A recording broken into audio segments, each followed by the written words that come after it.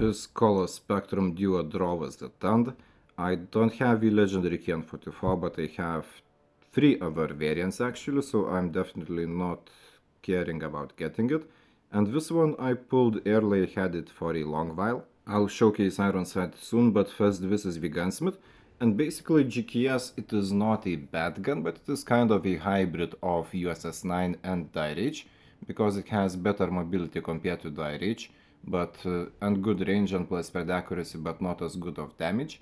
And compared to the USS-9, it also does not as good damage, but mobility is nice, and range is better, and blast spread accuracy is also nice.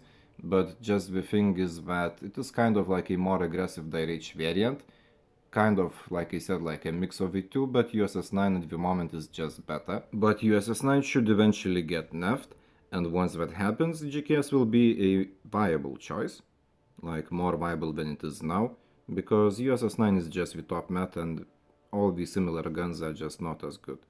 And to test if it can be a good USS-9 replacement, I simply put it in my USS-9 loadout. Like all the perks, everything is just the same as I would use with the USS-9. And I have this very nice gameplay. And before I tease yap, so the iron sight of this variant is really good now. It was kind of like adjusted, fixed, as at first it was really not as good. But the best GKS legendary thing is the Mystic Cards one. But this one is a close or like a second or just a close tie.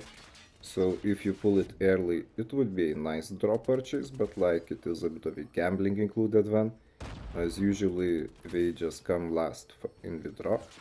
And considering the meta positioning, well, if you really want, you could go for it, but like I don't want to recommend it right now, because USS-9, like I said, is just stronger.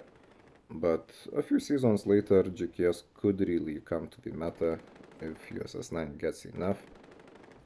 And so yeah, now the match.